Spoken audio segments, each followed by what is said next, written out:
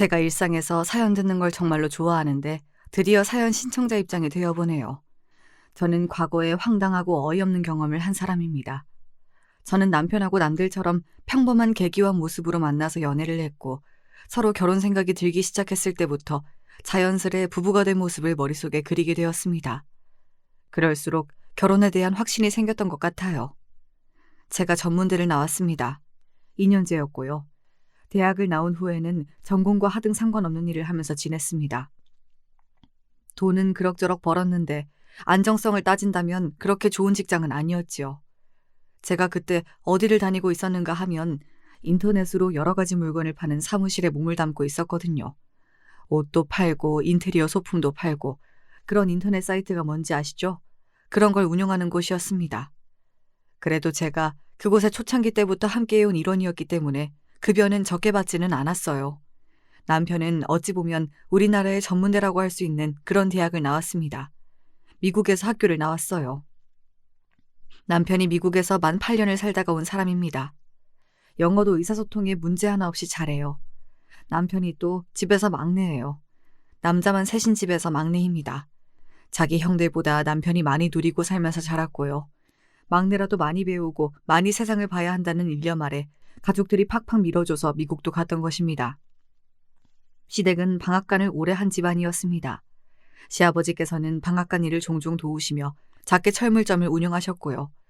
이 철물점은 원래 시아버지께서 하려고 하셨던 게 아니라 고향 친구분이 차리셨던 것을 얼떨결에 잠시 몇 달 맡아주셨다가 그대로 주인이 되어버리신 경우였답니다. 그놈이 몸이 아파서 죽겠다고 하니까 나 말고는 가게를 봐줄 사람이 없다고 해서 내가 의리로 수락을 했던 것인데 그놈 자식이 제발 몸 낫게 해달라고 생긴 게 험하고 말투도 험하긴 해도 심성은 고운 놈이니까 제발 낫게 해달라고 내가 하늘의 기도를 너무 열심히 했었나 봐. 그때는 의료기술도 별로 좋지 않았는데 왜 기적같이 회복이 되고 지랄이람. 아니 글쎄 다 낫더니만 자기는 이제 철물점 따위나 하면서 어두컴컴한 공간 속에 하루 종일 갇혀서 살긴 싫다고 하는 거야. 다시 살아났으니 이제는 마음이 가는 대로 살고 싶다는 지랄을 떨면서 나한테 가게를 줘버렸던 거지. 나 원참. 이놈의 가게를 내가 기회를 파서 어디 팔아치워야지.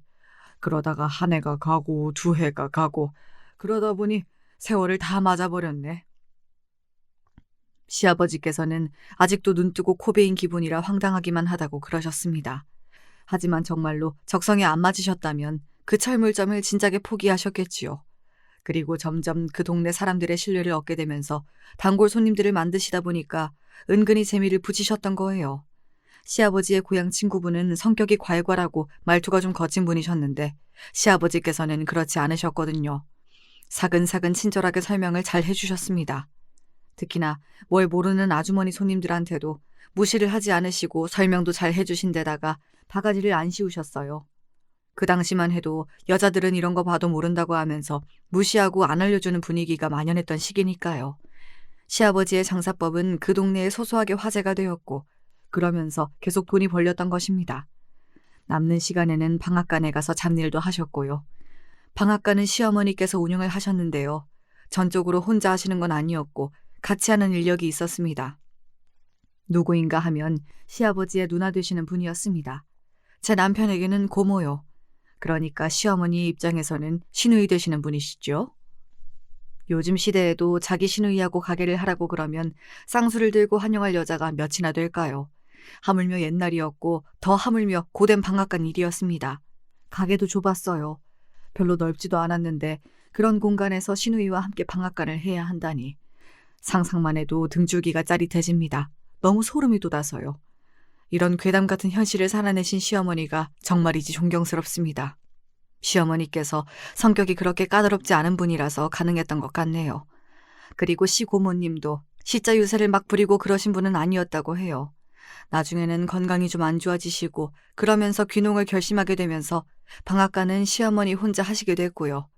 늙으셔서 이제 일이 힘들어진 판국에 혼자 하시려니 벅차셨으나 세월을 머금으신 만큼 노련해지기도 하셨으니까요. 도사이셨습니다. 아무것도 모르는 새댁들이 쭈뼛쭈뼛거리며 쑥이 담긴 봉지만 들고 와도 그냥 알아서 다 해주셨다네요.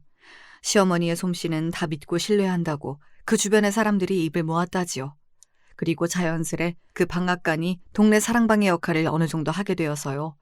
참기름 한 병 사러 오셔서는 왼종일 방앗간에 앉아서 떠들고 가시는 그런 어르신들이 비일비재하였습니다. 철물점과 방앗간은 거리가 가까운 편이라서 시아버지께서 자전거를 타고 슬슬 움직이시면 금방 도착하시는 거리였어요. 그리고 시부모님께서 사들이신 건물은 다른 동네에 있었고요. 아무리 조심하고 입단속을 해도 소문이라는 건 나기 마련이니까 괜히 이쪽 동네에다가 건물을 살 필요는 없지. 괜히 그랬다가 사달이나 나지. 시어머니께서는 그리 보셨고 시아버지 또한 전적으로 동의를 하셨다고 합니다. 아무리 서로 좋게 잘 지내며 오래 봐온 여기 일대 주민들이라고 하여도 사촌이 땅을 사면 배가 아픈 게 사람 마음인 법이라고 보셨던 거예요. 두 분이 정말 현명하셨지요. 건물은 3층짜리 상가였고요. 위치가 나쁘지 않았고 장사들도 다 잘 되고 있어서 아주 괜찮았습니다. 당연히 시간이 갈수록 값이 올랐고요. 시아버지께서는 소탈한 모습으로 손님들을 맞이하시며 수리일을 다니셨고 자전거는 정겹게 바른 모습이었으나 그런 것과는 상관없이 돈을 참으로 잘 벌고 계셨습니다. 돈이 되니까 그 철물점에 정을 붙이시며 계속 하셨던 것이지요. 방앗간 또한 한자리에서 꾸준히 단골 장사를 해온 데다가 시어머니께서 워낙 알뜰살뜰하게 사시는 분이었거든요. 절대 돈을 낭비하시는 일이 없었어요. 웬만하면 사치를 안 하셨습니다. 다니시는 교회에서 오래도록 집사님이셨다가 권사님이 되셨던 날, 그때 처음으로 기념 삼아서 명품 가방 하나 사셨다고 하네요. 여담으로 그때 백화점에서 깜짝 놀랐대요.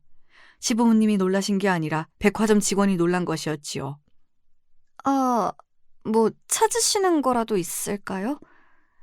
단출한 시어머니의 차림새, 그리고 아주 소탈함이 넘쳐 흐르는 시아버지의 모습까지 백화점 직원이 떨떠름한 눈빛으로 쳐다보았다고 합니다. 딱 봐도 뭣도 없는 양반들이 호기심에 백화점 나들이를 하러 온 모양이라고 판단을 했던 것이죠. 제가 여기서 손가방이나 하나 좀 보려고요. 가방에 로고가 이렇게 박힌 게 제 눈에 예쁘더라고요. 네, 그러시군요. 그런데 여기는 그냥 일반 브랜드 매장이 아니라 명품 매장이라서요. 가격대가 맞는 게 없으실 거예요. 저기 고객님? 제 이야기 듣고 계시나요? 그거 그렇게 멋대로 만지시면 안 돼요. 손으로 막 그러시면 안 돼요. 사실 것도 아니시잖아요? 시어머니께서 마음에 드는 가방을 손으로 건드리시자마자 직원이 난리를 쳤다고 합니다. 시아버지께서는 여기는 장사를 요란하게 한다고 하시면서 그저 껄껄 웃으셨고요. 시어머니 또한 기분이 나빠하시기보다는 그저 호호 웃으셨다네요. 만진다고 달아요? 누가 보면 가방이 신생아 갓난쟁인 줄 알겠어요. 호호 웃으시면서 막상 만져보니까 재질이 마음에 안 드신다고 하신 다음 정면에 있는 다른 매장으로 향하셨습니다. 시아버지께서는 그곳 직원들에게 정중하게 목례를 남기시며 시어머니의 뒤를 따르셨고요. 정면에 있었던 다른 매장은 한 단계 더 급이 높은 명품 매장이었습니다. 그래서 시부모님을 상대했던 그 직원이 한숨을 내쉬면서 불신 가득한 눈빛이었다고 하네요. 하지만 잠시 후 더 급이 높은 그 명품 매장에서 시부모님이 구매를 하고 나오신 거예요. 게다가 거기 직원들이 시부모님 등에 대고 공손한 인사를 보냈고요. 그러자 시부모님에게 불신을 가지고 있던 직원이 깜짝 놀랐죠. 그 직원에게 다가간 시어머니께서 말씀하셨습니다. 아까 제가 본 거요. 만져보니까 재질이 별로였는데 그런 재질을 좋아할 것 같은 사람이 방금 떠올랐다는 말이죠. 그러셨어요? 그럼 다시 보시겠어요? 안내해드릴게요. 여기 자리에 앉아 계시면 제가 직접 가져다 드리겠습니다. 어머, 그러실래요? 여기에 소파도 있었구나? 아이고, 좋아라. 그럼 아까 그거 하고 비슷한 거 2개 정도 같이 볼 테니까 가져다 주실래요? 네, 고객님. 잠시만 기다려주세요. 아까와는 상황이 완전히 달라져 있었다네요. 푹신한 소파 자리로 시부모님은 안내되었고 그러자 다른 직원이 어디선가 음료와 다과를 준비해서 가져오더래요. 시부모님을 불신으로 쳐다봤던 그 직원은 더없이 정중하고 공손한 자세로 가방들을 직접 가져와서 이런저런 설명을 해주었고요. 시어머니께서는 고개를 끄덕끄덕 하시면서 하나를 고르셨습니다. 암만 해도 우리 형님은 이걸 좋아하실 것 같네. 당신 생각도 그렇지요? 글쎄, 나는 모르지. 당신이 모르면 누가 알아요? 누님 본인이 아시겠지. 전화해봐. 그러면 당신이 지금 전화 좀 드려봐요. 나는 어색해서 안 돼. 아휴, 대체 평생을 왜 이런담? 그냥 사. 웬만하면 좋아하시겠지. 저기요. 지금 우리 집사람이 고른 그걸로 주시오. 여기 카드 가져가서 결제해요. 시아버지께서는 골치 아프다는 듯 직원에게 카드를 내미셨습니다. 공손하게 카드를 받아든 직원이 시아버지의 다음 발언에 놀란 표정을 감추지 못하였고요. 결제는 한 번에. 고객님, 혹시 일시불 결제 말씀하시는 걸까요? 네, 그래요. 한 방에 그냥 끝내줘요. 네, 알겠습니다. 고가의 명품 가방을 일시불로 덤덤하게 결제하겠다는 시부모님의 앞에서 그 백화점 직원은 이제서야 진정으로 허리가 깊숙이 숙여졌지요.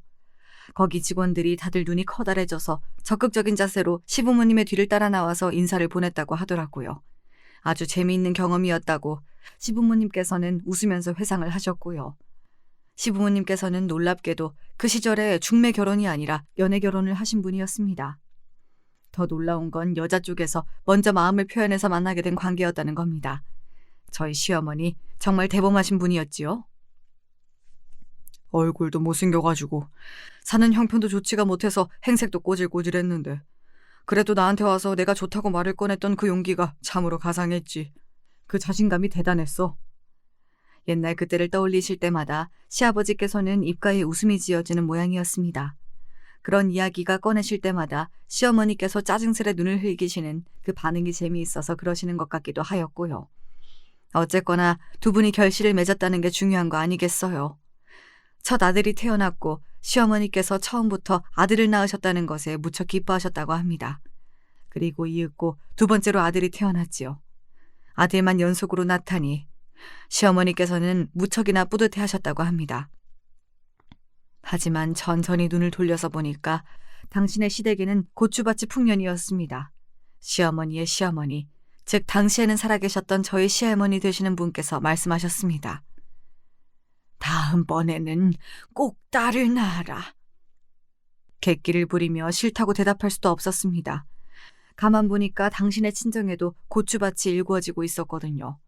시어머니께서는 근심에 잠기셨지요. 첫째, 둘째와는 다르게 조금 터울을 두고서 셋째가 태어났어요. 그리고 또 아들이었습니다. 당신의 친정 식구들이 크게 실망을 해서 입맛이나 멋쩍게 쩝쩝다시는 모습을 시어머니께서는 보고 마셨습니다. 분노의 결심이 섰지요. 너는 우리 집의 셋째이자 막내야. 알았지? 더 이상 나는 자식을 안 낳을 테니까. 시어머니께서는 넷째는 없다고 못을 박으셨습니다.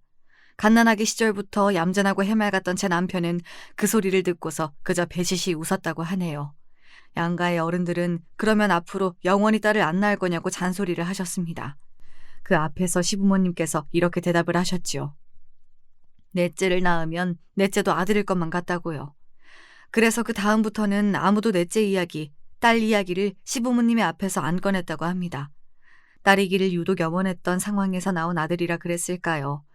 막내인 제 남편은 자기 형들보다 애교가 좀 있는 성격이었어요. 어렸을 때부터 원래 그랬고요. 그러면서 사랑을 독차지하게 되었습니다. 시부모님께서는 열심히 성실하게 부지런 떨며 사신 덕분에 금전적인 부분에서는 날이 갈수록 아쉬운 게 없어져 갔으나 단 하나 마음을 복잡하게 하는 문제가 있었죠. 소위 가방끈이라고 여겨지는 그 문제였습니다. 학력, 학벌 말이에요. 시아버지께서는 고등학교, 시어머니께서는 중학교까지 나오신 분들이었고요. 두 분은 옛날 분들이라서 그렇다고 치는데 자식들이 관건이었지요. 첫째인 제 큰아주버님이 학창시절을 보내실 때에는 시댁의 형편이 대단히 윤택하지 못했습니다. 그리고 그때까지만 해도 체계적으로 학업 지원을 해줘야 한다든지 이런 쪽으로 아무도 생각을 못하고 있었거든요. 만약에 지원이 뒷받침되었다면 큰아주버님은 결과를 좀 내셨을 법한 인물이었는데 이 점이 아쉽습니다. 그저 그런 4년제 대학을 나오셨고요. 그런 수준의 대학의 공통점이라고 한다면 졸업을 해서 취업시장에 나갔을 때 어떤 면으로 보더라도 무조건 애매하다는 것이었습니다. 큰아주버님은 평범한 중소기업에 들어가서 일을 하시다가 미래가 안 보인다는 생각으로 철물점이나 방앗간 일을 기웃거려 보았으나 적성에 조금도 맞지 않았지요. 그래서 나중에 공인중개사 자격증을 따서 이쪽으로 일을 하게 되셨어요. 그래도 맞는 길을 찾아서 나아가신 부분이 정말 대단하고 멋있으시죠. 장남이 공인중개사가 되다 보니까 시부모님도 이제 부동산 쪽으로 어려워할 일이 없게 되었다면서 무척이나 좋아하셨습니다. 둘째가 작은 아주버님이신데 그저 그런 4년제 대학을 목표로 하셨다가 미끄러지셨습니다. 재수를 한 끝에 그저 그런 4년제 대학에 들어가셨어요. 누가 굳이 물어보지도 않지만 내가 그 대학을 재수해서 들어갔다는 건 아무튼 비밀이야. 그 정도 대학은 재수를 해서 들어가는 법이 거의 없었으니까요. 그 정도 대학에 다니다가 자퇴를 하고 재수를 해서 더 좋은 대학에 가는 경우는 많았지만요. 작은 아주버님이 하마터면 재수가 아니라 삼수를 할 뻔했다는 것은 더더욱 비밀이었습니다. 심지어 성적 관리도 잘 안 되었다고 하네요. 그걸 들고서 괜찮은 회사에 들어가는 것은 불가능이었고요. 성적은 안 보고 대학 간판 정도만 보는 흔하게 널린 중소기업에나 들어가실 수 있었죠. 문제는 그런 곳에서도 작은 아주버님은 적응을 못하시고 배우는 게 느리셔서 헤매다가 그만두셨다는 것입니다. 그만두셨던 과정이 사실은 쫓겨나는 모양새였다는 것은 비밀입니다. 이렇듯 비밀이 많기도 한 작은 아주버님은 기세 좋게 철물점 일을 해보겠다고 하셨다가 시아버지의 혈압을 터뜨릴 뻔하셨고요. 방앗간 일을 돕겠다고 하셨다가 시 고모님께 주걱으로 머리를 맞으셨습니다. 가실 데가 없었어요.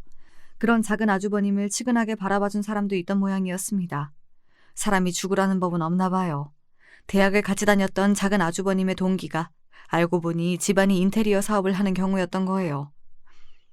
야, 너 나랑 다니면서 일이나 배울래? 됐어. 이번에는 일하다가 내 꼬라지가 답답하다면서 페인트통으로 맞을까봐 겁이 난다. 그렇게 머리 쓸 일도 없어. 그냥 하라는 것만 하면 돼. 일단 해보고 괜찮은지 한번 생각을 해봐. 그래? 형이 그렇게까지 말을 한다면요. 한번 해볼게. 작은 아주버님의 대학 동기는 동기이긴 했으나 나이가 2살 더 연상이었습니다. 그렇습니다. 그분도 현역 입학이 아니었던 거예요. 그래서 두 사람이 더 잘 맞았나 봐요. 작은 아주버님은 얼떨결에 그렇게 인맥으로 인테리어 쪽 일을 시작하게 되셨고 의외의 적성을 찾으셔서 그쪽 업계에 눌러 앉으셨습니다. 이래서 사람 일은 모르는 거라고 하는가 봐요. 아주버님들 두 분이 이런 것만 봐도 왠지 결이 다르시지요. 성격이 모나지 않고 둥글둥글하다는 점은 아주 두 분이 비슷하시답니다. 시부모님께서 그러신 분들이라 아주버님들도 분쟁 싫어하고 머리 아픈 일은 슬그머니 외면하는 기질이 비슷하게 있는 것 같아요. 그런 두 분이 억센 배우자들을 동일하게 맞이했다는 점이 아주 재미있는 대목입니다. 시댁에서 아쉬워했던 점이 바로 가방끈의 길이잖아요. 사람이 재력을 얻고 나면 권력을 탐하게 된다는 말처럼 그랬던 것 같아요. 이왕이면 시부모님께서 당신의 자식들이 엘리트 소리 좀 듣고 산 여자들과 결혼하기를 원하셨습니다. 그래야 태어날 손주들의 공부머리가 좋지 않겠냐는 생각도 좀 하셨고요. 돈은 크게 개의치 않으니 집안 형편이 어찌됐든지 간에 공부를 아주 잘하는 며느리들을 데려오라고 두 분은 아주버님들을 향해 일찍이 당부를 해놓으셨습니다. 그리고 아주버님들은 두 분 다 서울대를 나온 여자들과 결혼을 하셨습니다. 학벌주의, 명문대의 최고봉이라고 할 수 있는 바로 그 서울대 말입니다. 제가 어쩌다가 서울대 출신들과 동서지간이 되었는지 이런 앞날이 펼쳐져 있을 줄은 상상도 못하는 채로 저는 유년 시절을 보낸 아이였네요. 저의 지난 이야기를 좀 해볼까요? 제가 기억하는 한 아주 어렸을 때부터 집안의 분위기는 좋지 못했어요. 친정아버지라는 인간은 아무런 도움이 안 되었습니다. 친정엄마의 얼굴은 자주 얼룩덜룩하게 물들어 있었어요. 파란색, 보라색. 엄마의 얼굴에 물들어 있는 멍자국들을 쳐다보며 저는 자랐습니다. 황당한 건 말이죠. 아버지가 먼저 만나자고 사정사정을 해서 두 분이 처음에 교제를 시작했던 사이라는 것입니다. 결혼도 아버지가 적극적으로 말씀을 먼저 꺼내신 거였고요. 어디서부터 잘못된 것이었는지 이제는 아예 모르겠다. 아무 생각도 안 들어. 얼굴에 멍이 크게 들어있을 때면 부끄러워서 식당일도 못 나가셨습니다. 사람들이 수군거렸으니까요. 그럴 때면 엄마는 기력 없이 한숨만 내쉬며 집안에 앉아 계셨지요. 엄마가 말씀하시기를 아버지가 분명 처음에는 안 그런 남자였다고 하셨어요. 전혀 안 그랬던 남자가 결혼을 하고 난 뒤로부터 서서히 본색을 드러냈고 아이가 태어난 뒤로는 매사에 시큰둥한 모습을 보이더니 그때부터 시간이 점차 흐를수록 욕설은 기본이고 주먹도 쓰고 발도 쓰는 무례한이 되어갔다는 게 아버지를 옆에서 지켜보신 엄마의 증언이었지요. 저희 가족의 모습을 지켜본 사람들이 말했습니다. 왜 진작에 끝내지 못했고 도망치지 못했냐고요. 엄마는 죄가 없었고 내도록 당하며 고통을 받으셨는데 사람들은 엄마를 향해 손가락질하면서 왜 멍청하고 어리석게 답답하게 살았냐면서 욕을 했습니다. 외가는 가난했습니다. 엄마는 중학교까지만 나오셨고 고등학교는 나중에 검정고시를 따로 보신 분이었어요. 게다가 외가 식구들 자체가 썩 그렇게 사리에 박지 않았고 이속을 챙길 줄을 몰랐습니다. 집안의 분위기이며 사람들의 성품이 원체 그러하였습니다. 그런 기질을 고스란히 타고나셨던 분이 엄마였고요. 분쟁을 싫어하고 언쟁을 피했을 뿐인데 그게 그렇게나 사람들에게는 욕을 먹을 일이었나 보더라고요. 엄마 보고 자식 인생 망친 엄마라고 비난을 하시는 분도 저는 본 적이 있었습니다. 한 동네에 살던 아주머니셨는데 본인도 여자이고 엄마이면서 어쩜 그렇게 냉혹하실 수가 있었는지 모르겠네요. 맨날 당하고 살기만 하면 뭐가 옳고 그른지도 판단이 잘 안 되지요. 요즘 말로는 이런 걸 가스라이팅이라고 표현을 하던데 당시에는 그런 단어도 없었어요. 어떤 걸 당하고 있는 건지도 정확하게 모르는 채로 그저 무력하게 당하기만 하는 게 피해자의 일상이었습니다. 집에 가기 싫다. 모든 게 지긋지긋해. 그치만 집에 들어가면 웃어야겠지. 너무 크게 웃으면 안 되고 아주 약하게 웃으면서 엄마를 내가 안심시켜드려야 돼. 그게 내 역할이니까. 저는 부모님을 신경 쓰게 만들지 않는 아이, 손이 가지 않는 아이, 조용하고 착한 아이가 되는 것이 어릴 적부터 목표였어요. 불안정한 가정 안에서 보고 자란 게 전부 좋지 않은 광경들 뿐이었으니까요. 그렇다면 적어도 저로 인해서 이 가정이 더욱 힘들어지는 일만큼은 없어야 한다는 생각이 들었습니다. 그래서 조용히 지냈고 아무런 잡음도 내지 않으면서 커갔습니다. 눈치를 보느라 바빠서 학교에 준비물을 사야 하는데 그게 값이 비싸면 그냥 학교에서 창피를 당하고 혼이 날지언정 그 준비물 비용을 달라고 말을 못 꺼냈고 고기 반찬이나 햄 반찬 혹은 계란말이 같은 걸 원 없이 뜨끈한 쌀밥과 먹어보는 게 소원이었지만 꾹 참으면서 도리어 먹는 양도 적게 먹었습니다. 그래야 제가 도움이 될 것만 같았거든요. 식량을 축내는 자식이 되고 싶지 않았던 것 같아요. 어른이 어른답지 못하면 그 밑에서 아이는 아이답지 못하게 자라더라고요. 제 경험담입니다. 중학생 때 학교에서 동아리 활동이라는 걸 꼭 해야 한다고 해서 억지로 시작을 했었어요. 독서와 관련된 동아리였는데 솔직하게 뭔 활동을 했었는지는 모르겠으나 그 동아리에서 만난 친구들하고 친해져서 제 마음에 안식처가 생겼던 게 아주 중요한 일이었지요. 그런 의미에서 중학교 시절에 그 동아리가 저를 구원해 주었던 것이나 다름없어요. 그 친구들은 괴짜였습니다. 저와 다르게 더 어린 나이부터 책을 많이 읽었던 친구들이었거든요. 전부 다 두꺼운 안경들을 쓰고 있었지요. 친해지고 난 다음에 저희 부모님이 사이가 안 좋고 집구석에서 좋은 일이라고는 경험해 본 적이 없다고 제가 털어놓았는데요. 그렇게 말을 하고 나서 괜히 털어놓았나 싶은 후회가 들었는데 친구들의 반응이 의외였어요. 전부 다 안경 너머에 눈을 반짝이고 있었거든요. 그러면 너는 주인공이구나. 주인공이라는 게 갑자기 무슨 의미야? 우리 집이 그러고 산다는데 내가 왜 주인공이야? 원래 평범한 사람들은 주인공을 못해. 특별한 경험이 있어야 주인공이 되는 거야. 정말? 뭔가 이상한데? 혹시 만에 하나 우리 부모님이 이혼을 하시면? 부모님이 이혼을 했는데 그 자식이 주인공이 될 수가 있어? 나는 잘 모르겠지만 어쨌든 주인공이라는 건 가족이 제대로 있어야 하는 거 아니야? 네가 책을 많이 안 읽어서 뭐를 잘 모르는구나. 시련의 산을 넘고 또 넘고 그러면서 주인공의 이야기가 완성이 되는 거야. 너 말고 나머지 우리들은 전부 집에서 아무 일도 없어. 그냥 맨날 똑같이 지루하게 지내는 게 전부야. 그러니까 여기 있는 사람들 중에서 주인공을 뽑는다면 그건 바로 너야. 너희들 정말 생각하는 게 특이하다. 태어나서 그런 이상한 소리는 처음 들어봐. 근데 기분이 나쁘지는 않네. 오히려 기분이 좋은 것 같아. 다들 고마워. 저의 불행한 가정사를 듣고 나서 특별하니까 주인공인 거라고 말을 해주다니. 이 친구들이 암만 해도 제정신이 아니었습니다. 그때부터 저는 그 친구들을 괴짜라고 여기게 된 것이었지요. 왜 그 친구들이 다른 애들하고는 못 어울리고 자기들끼리만 노는지도 그 이유를 자동으로 알 것만 같았습니다. 그런데 결과적으로 저에게는 그 친구들의 말이 크나큰 힘이 되었어요. 항상 눈치만 보고 주눅이 들어있던 제가 서서히 어깨를 펴고 목을 위로 들게 되는 그런 계기가 되어 주었거든요. 상황을 조금은 객관적으로 바라볼 줄 아는 시선을 가지게 되었는데 그만큼 정신이 성숙해진 것이었죠. 엄마가 마냥 불쌍하고 답답하게만 생각됐었으나 이제는 다른 생각도 들기 시작했고요.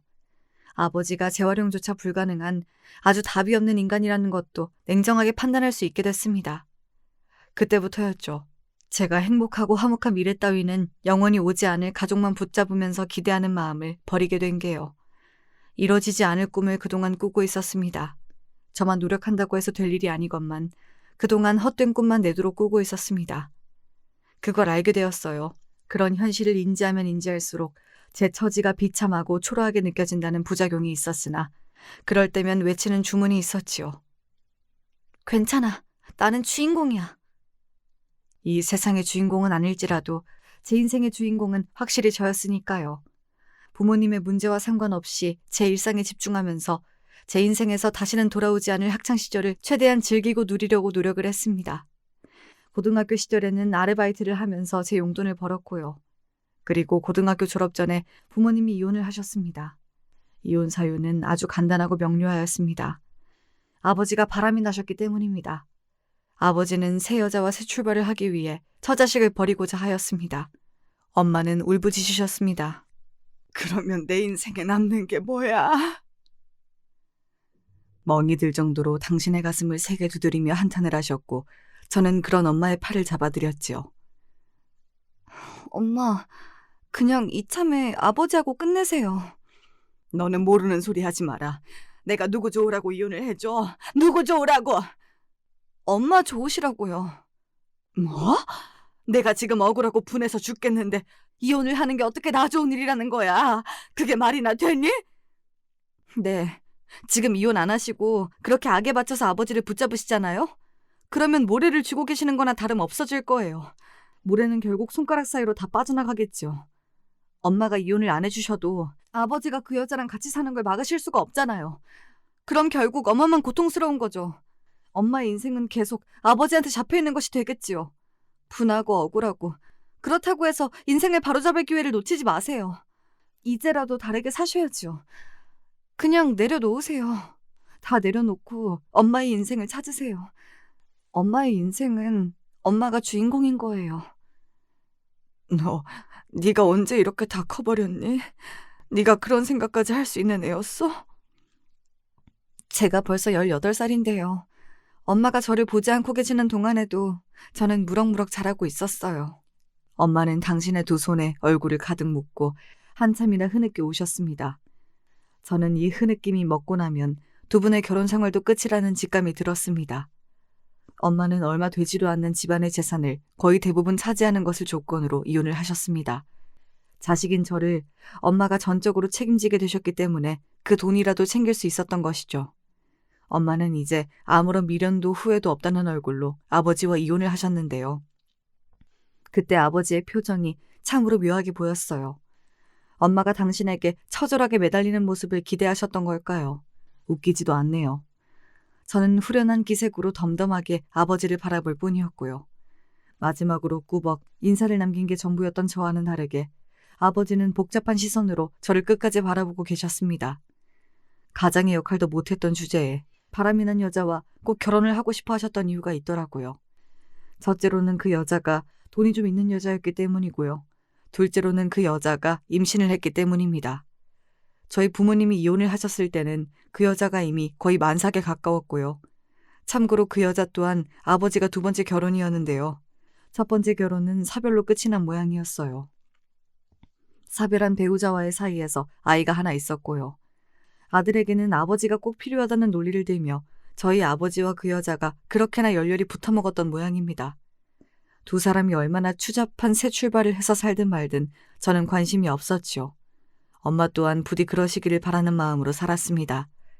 공부에 큰 흥미도 재능도 뜻도 없었던 저는 대학을 아예 안 갈까도 싶었으나 학비가 거의 들지 않는 데다가 취업에도 도움이 될 것 같은 전문대가 보여서 그곳에 진학을 했던 거예요. 중학교 동창인 괴짜 친구들하고는 성인이 된 후에도 연락을 꾸준히 주고받았는데요. 여전히 독특한 생각들을 하고 사는 그 친구들 덕분에 저는 항상 열린 눈과 귀로 살아가는 사람이 될 수 있었던 듯 싶어요. 인터넷 쇼핑몰을 본격적으로 운영하는 곳에 들어가서 물건의 종류와 상관없이 다 동일하게 들여와서 판매를 해야 한다는 아이디어도 내게 되었고요. 처음에는 빈약하게 짝이 없는 작은 사무실이었지요. 초반에 휘청휘청하면서 위기도 맞이하였고요. 그러나 저는 의리를 지키며 자리를 지켰습니다. 그렇게 지내던 중에 의리 없기로는 제 인생에서 최고봉인 인물이었던 아버지에게서 연락이 왔던 것입니다. 정확히는 엄마에게 연락이 온 걸 제가 전해 들은 것이었고요. 네? 아버지가 돈을 그렇게나 많이 버셨다고요? 사업? 주식? 뭔지 잘 모르겠지만 어쨌든 하는 것마다 전부 잘 되셨다는 것만은 알겠어요. 그런데 제가 궁금한 건 그렇게 버신 재산을 왜 저희한테 주신다는 거예요? 갑자기요? 그게 네 아버지가 벌을 받은 모양이야. 벌을 받았다면 그렇게 부자가 되지도 않으셨겠죠. 그게 아니라 지금 네 아버지 몸이 많이 안 좋다고 그러네. 아무래도 살 날이 그리 오래 남지 않은 모양이야. 아버지가 그러면 시한부라는 소리예요? 잠깐만요. 그렇다고 쳐도요. 그 바람 피워서 결혼한 여자가 있잖아요. 아버지 애를 임신했던 거 아니었어요? 그 애가 이제는 지금 학교를 다니고 있을 텐데요. 아, 그 여자가 원래 키우고 있던 자기 아들도 있을 테고요. 자기 애가 아니라더라. 네? 설마 그 여자가 아버지의 아이를 임신한 게 아니었다는 이야기예요? 엄마가 한숨을 크게 내쉬시는 앞에서 저는 말문이 막혀버린 상태였습니다. 아버지는 그 이후로 운수가 대통하셔서 돈길만 걸어오신 모양이었어요.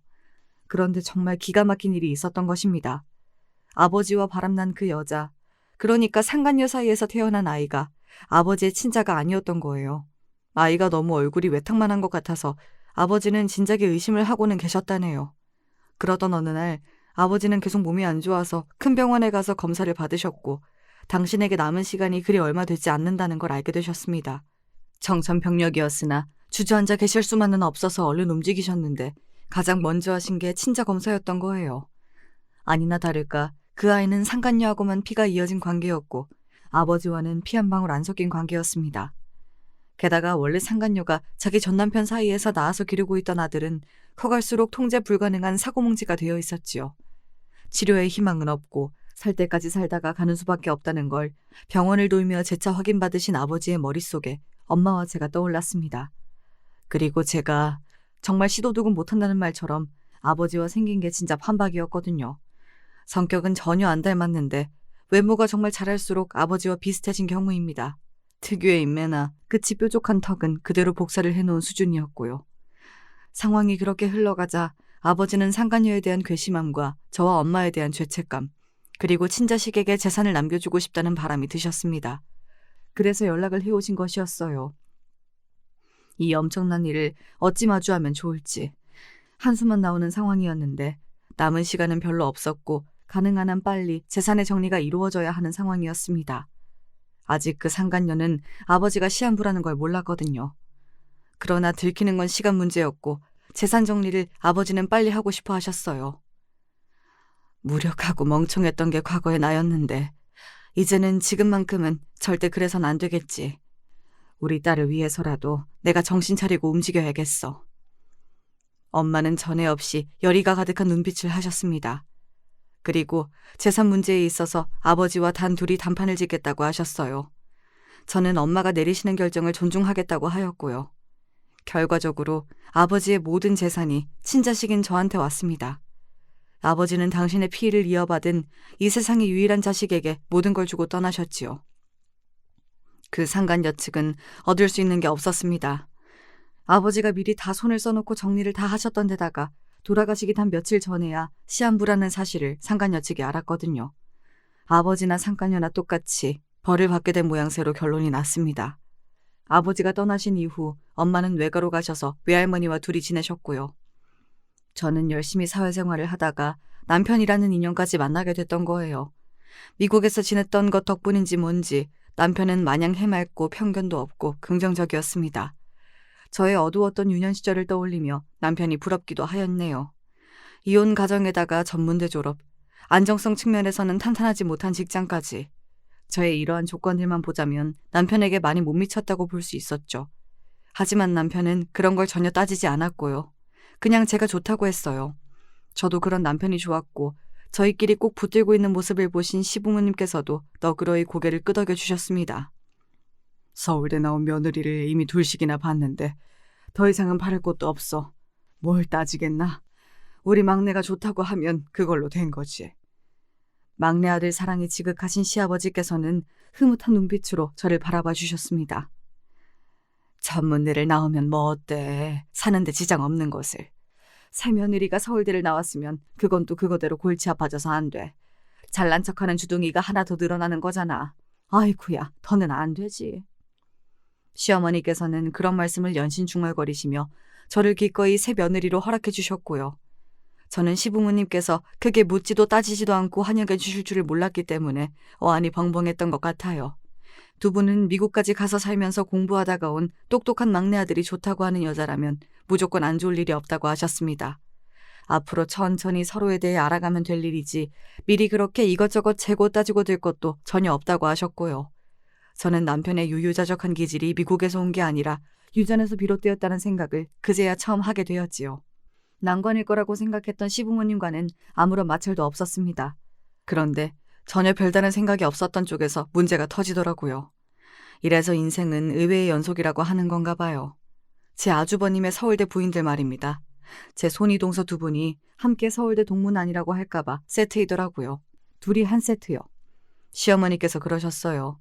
제 손이 동서들이 워낙 자기들끼리만 아는 소리를 떠들고 자기들끼리만 뭉쳐서 행동하는 경향이 있다고요. 그 이야기를 듣고 나서 그냥 그런가 보다 싶었는데 그걸 제가 직접 겪게 되었던 거예요. 며느리들끼리 인사 나누고 친목을 나누라고 하면서 시부모님께서 카드 한 장을 내어주셨습니다. 맛있는 밥 한 끼를 같이 먹으라고요. 근사한 식당에 다녀오라는 말씀을 들으며 저는 신이 나서 눈을 빛냈습니다.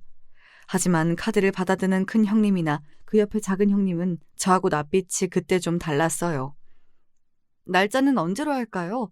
두 분이 편하신 대로 제가 맞출게요. 제가 그렇게 먼저 온을 띄우자 형님들은 머쓱한 기색으로 고개만 끄덕이실 뿐이었어요. 사람 맥 빠지게 왜 저러시나 싶었는데 지켜보시던 시어머니께서 소리 없이 한숨을 내쉬며 고개를 돌리시는 게 보였답니다. 서울대 출신 형님들이 여태 집안에서 한 가닥씩 하고 계셨다는 것을 저는 느낄 수 있었고요. 얼마 뒤 고급 소갈비 식당에서 만나는 것으로 일정이 잡혔습니다. 그곳은 시아버지께서 추천해 주신 장소이기도 했어요. 남편도 거기를 가봤는데 아주 맛있는 곳이라고 했어요. 듣기만 해도 침이 고이더라고요. 기대를 많이 하고서 그날 도착을 했지요. 안녕하세요, 형님들. 저 왔어요. 명랑하게 인사를 드리면서 테이블로 다가갔는데 두 분이 똥 씹은 표정으로 저를 보시는 게 아니겠어요. 게다가 4인 테이블석이었는데 두 분이 마주보고 앉으신 상태였어요. 본능적으로 저는 이쪽도 저쪽도 옆으로 가서 앉기가 상당히 민망할 것 같다는 예감이 들었습니다. 게다가 이제 보니까 테이블에 이미 음식이 나와 있었고 두 분이 이제 막 드시기 시작한 그런 때였더라고요. 제가 시간 맞춰 잘 온 줄 알았는데 그래도 제가 좀 늦었나 보네요. 저기 그런데 제가 어느 쪽에 가서 앉으면 좋을까요? 혹시 두 분이 나란히 앉으신다면 그렇게 해도 좋고요. 제가 옆에 앉으면 불편해하실까봐 두 분이 혹시 나란히 옆으로 앉으실 거냐는 질문까지 드렸습니다. 제 딴에는 온 사력을 다한 것이었죠. 바로 그때 메인 메뉴인 소갈비가 가득 담긴 접시가 도착을 했습니다. 두 분은 제가 도착한 순간부터 지금까지 저에게 일절 대꾸도 안 하신 채였고요. 작은 형님이 불판 위로 소갈비를 올려주시더군요. 그래서 제가 작은 형님 옆으로 가서 슬쩍 앉았습니다. 그러자마자 큰 형님이 젓가락을 테이블 위로 소리나게 내려놓으셨어요. 밥맛 떨어지게 진짜. 그러더니 짜증을 내시더라고요. 그것도 저를 보시면서 말입니다. 며느리들끼리 맛있는 음식 먹으라고 시부모님께서 마련을 해주신 자리였고 저는 새 며느리 된 입장으로 그냥 왔을 뿐인데 이렇게 불청객 취급을 받아야 할 일인가 싶어서 어리둥절했습니다. 화도 안 났고 그냥 당황스러웠어요. 큰형님이 혹시 어디 아프신 건가 싶기도 했습니다. 하지만 그때 제 옆에서 작은 형님이 한숨을 푹 내쉴 때부터 이 두 분이 작당을 하셨다는 걸 알게 되었지요. 그러게요. 갑자기 이 식사의 품격이 확 떨어지는 것만 같아요. 뭔 놈의 품격이냐고 묻고 싶었습니다. 당장 따져 물을까 하다가 어디까지 가나 보자 싶어서 형님들을 번갈아 쳐다봤지요. 그랬더니 큰형님이 피식 비웃으면서 저한테 이러시더군요. 눈치가 없나 봐? 살면서 그런 소리 꽤 들었지? 눈치 없다는 소리. 글쎄요. 별로 그런 소리는 들어본 적이 없는데요. 제가 지금 이 상황이 어떻게 된 건지 모르겠거든요. 이런 걸 보면 제가 눈치가 되게 좋은 사람은 아닌 것 같네요. 그러니까 말씀을 해주시겠어요? 지금 저를 왜 이렇게 불편하게 대하시는 건지?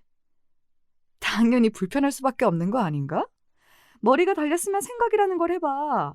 어디 이름 없는 대학 같지도 않은 전문대를 나온 주제에 어떻게 서울대를 나온 우리하고 다짜고짜 맘먹으려고 들어? 네? 제가 지금 잘못 들은 거 아니죠? 서울대 나오신 게 그래서 뭐요? 전문대를 나온 제가 서울대를 나오신 두 분 앞에서 고개를 조아리며 겸상을 해도 되는지 정중하게 여쭈고 허락을 구하기라도 했어야 했다는 건가요? 설마 그건 아니죠? 제정신이라면 그런 발상은 못 하실 거라고 믿어요. 뭐야? 말하는 꼬라지가 아주 대단하다. 역시 못 배워 처먹으면 수준이 저급할 수밖에 없구나.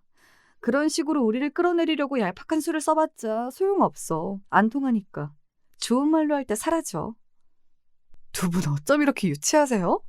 서울대고 나발이고 나이 먹고 이러는 거 너무 유치한 거 아닌가요? 아버님, 어머님한테 다 말씀을 드려야겠네요. 두 분이 이런 분들인 줄 몰랐습니다.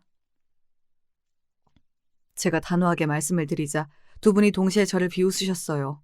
집안에서 사랑받으며 커온 막내 아들의 옆자리를 꿰찬 것 하나로 너무 기세등등한 것 아니냐며. 그래봤자 저라는 인물 자체는 아무 보잘것 없으니 서울대 출신인 본인들하고는 게임이 안 된다고 하셨습니다. 작은 형님은 저보고 이만 꺼지라는 듯 팔로 저를 슬쩍 밀어내기까지 하셨어요. 그래서 제가 친절하게 밀려나 드렸고요. 미련 없이 그곳을 나와서 시댁으로 향했습니다. 그리고 몇 시간 뒤 시댁으로 오라는 호출을 받고 형님들이 삐딱한 자세로 입장을 하셨죠. 근데 시부모님, 아주버님들, 제 남편까지 다 모여있는 것에 흠칫하셨습니다. 편파적이고 편향적인 수준 낮은 고자질 하나로 지금 이런 자리가 만들어졌다는 게 믿어지지가 않네요. 큰형님이 근엄하게 외치셨고 작은 형님도 따라서 입을 열려던 그 순간이었습니다. 작은 아주버님이 다급하게 자기 부인의 팔을 잡아 끈 것이죠. 그리고 얼른 귀에 속닥거리셨어요. 귓속말을 들으신 작은 형님의 낯빛이 창백해졌죠. 저는 그렇게 생각 안 합니다. 아까는 식당에서 저희가 실수를, 아니지, 잘못을 명백히 저질렀거든요. 너무 큰 잘못이었고 반성을 하고 있습니다. 작은 형님이 딱딱하게 굳은 표정으로 입가를 떨며 그렇게 말하자 큰 형님이 깜짝 놀라셨습니다. 갑자기 미치기라도 한 거냐고 작게 물으셨는데 다른 사람들한테도 다 들렸습니다. 왜 그러냐는 채근이 이어지자 작은 형님이 결국 이렇게 외치고 마셨어요. 200억대 자산가라고 하잖아요. 빌딩 주인이라고 하는데 그럼 어떡해요? 홧김에 외치시고는 민망함에 헛기침을 하셨고요. 큰형님은 어안이 벙벙한 채로 저를 보셨다가 다른 사람들을 보셨습니다. 공인중개사인 작은 아주버님이 측은한 눈빛을 보내시며 고개를 끄덕이셨고 그걸 보신 큰형님이 그제서야 입을 틀어막으시며 자리에 주저앉으셨어요. 간신히 버티고 계셨던 것인지 다리에 힘이 풀린 작은 형님도 따라서 주저앉으셨고요. 저기 동서? 우리 동서한테 아까는 내가 좀 심했지? 내가 요새 일이 좀 안 풀려서 스트레스가 심해서 그랬나 봐. 정말 미안해요. 이젠 안 그럴게요. 우리 앞으로 잘 지내봐요. 갑자기 웬 존댓말까지 하시더군요. 그 잘난 서울대 출신께서 이렇게 금방 무너지셔도 되는가 싶었으나 식은땀까지 금세 흘리시는 모습에 괜히 모난 마음은 더 갖지 말아야겠다 싶더군요. 형님들은 공부를 무척 잘하셨으나 공통적으로 친정에 돈은 썩 그렇게 없었거든요. 개천용 비슷한 경우였지요. 저는 돌아가신 아버지에게서 재산을 싹 물려받았고 그걸 현명하게 관리해오고 있었습니다. 시댁에 공개된 저의 재산 수준 앞에서 형님들은 완전히 넋이 빠질 수밖에 없었죠. 아주버님들도 많이 놀라신 상태였고 남편만 싱글벙글이었습니다. 시부모님께서는 역시 우리 막내가 최고라면서 엄지를 들고 계셨고요. 그래서 어쩌다 보니 사랑받고 커온 막내 아들에 이어서 사랑받는 막내 며느리까지 저희 부부가 세트가 되어버렸네요. 형님들이요? 그 이후로 찍소리도 안 하셨답니다. 서울대의 시옷자도 그 이후로 제가 들어본 적이 없는 것 같네요. 어쨌든 남편하고 화목한 가정을 이루어서 잘 살고 있으니 제가 주인공인 저의 인생 여기까지 잘 흘러온 듯 싶습니다.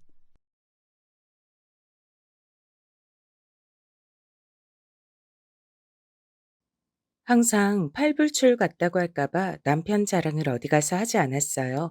우리 남편은 저한텐 아빠고 오빠고 히어로거든요. 저렇게 얘기하면 어이없어 하는 사람도 있었고 눈꼴 싫어하는 사람들도 있었어요. 그래서 그 후로는 속으로만 몰래 자랑스러워 했었는데 오늘은 사연 채널에 우리 남편 자랑을 좀 해보려고 해요. 남편은 화학공학과 교수예요. 대기업과 연계되어 있는 사업도 워낙 많고 나라에서 주관하는 프로젝트도 참여하고요. 일이 워낙 많다 보니까 같이 업무를 하는 조교도 여럿이고 행정 업무, 기본 사무만 봐주는 직원들도 있어요. 보통은 대학 본관에 소속되어 있는 사람들이 많은데 저는 예외로 프로젝트 사업할 때 들어온 사무 직원이었어요. 워낙 처리해야 하는 서류도 많고 이리저리 전화 받고 서류 발송하고 팩스 보내야 하는 일들이 너무 많은 바람에 고졸인 제가 일을 하게 됐어요. 정말 운이 좋았죠. 사실 고졸이라고 아무나 들어올 수 있는 건 아니었지만 제가 컴퓨터 자격증이 많아서 업무에 많이 능숙하고 전산 회계를 할 줄 알았기 때문에 일을 하게 됐어요. 남편은 경상도 사람이고 완전 친드레 스타일이에요. 좀 많이 무뚝뚝하거든요. 근데 참 믿음직하고 거짓말도 안 해요. 그래서 믿을 수 있는 사람이라 결혼했답니다. 그렇다고 센스 없고 무심하진 않아요. 그래서 제가 참 좋아하는 것 같아요. 남편은 자수성가해서 참 부지런해요. 부지런하고 성실한 게 얼마나 대단했으면 이리저리 다 소문이 나서 곳곳에서 여러 프로젝트를 남편이 맡아주길 바래요. 특히 남편은 어떤 일이라도 남한테 미루는 걸 제일 싫어해요. 항상 매의 눈으로 모든 사람들을 예의주시하고 잘 살펴보는 사람이에요. 전 제가 좋아하는 거에 관심이 있고 사실 주변은 크게 살피지 않으려고 하는 편이거든요. 그래서 남편이 절 주시하고 있는 것도 사실은 잘 몰랐어요. 남편을 처음 만났을 때 남편은 33살이었어요. 나이도 젊은 데다 능력 있는 교수였던 남편은 제가 다른 사람들이랑 행동하는 게 다르단 걸 남편은 알고 관심을 가지고 있었나 봐요. 전 식물을 많이 좋아하거든요. 식집사라서 어릴 때부터 화분에 허브들을 키우고 죽은 식물들한테 정성을 들여서 키워내는 걸 좋아했어요. 사무실 안에 화분들이 시들시들 하길래 햇빛도 볼 수 있게 집에 남는 식물 등 가져와서 좀 켜주고 식물 비료도 좀 줬더니 금방 또 잘 자라더라고요. 그리고 먼지 제거하는 걸 좋아해서 잘 닦고 다녔어요. 이건 유튜브에서 배운 꿀팁인데 물에 린스를 섞어서 분무기로 뿌리고 닦으면 먼지가 잘 앉지 않는다고 하더라고요. 그래서 자주 닦고 다녔더니 한결 사무실이 쾌적해졌어요. 그리고 색깔별이나 가나다 순으로 정리하는 걸 좀 좋아하거든요. 남들 모르게 조금씩 조금씩 해놨더니 비품 찾는 것도 빨라지고 서류 찾는 것도 너무 편해졌어요. 컴퓨터에 저장되어 있는 서류들도 마찬가지고요. 계속 종류별로 분류를 해놔요. 그리고 업무 처리가 편하게 매뉴얼을 만들어서 계속 업그레이드를 시켰어요. 여기 일에 맞춰서 보고서나 문서 서식들도 다 만들어뒀고요. 새로운 사람이 오면 모든 업무가 체계화되어 있어서 많이 놀라더라고요.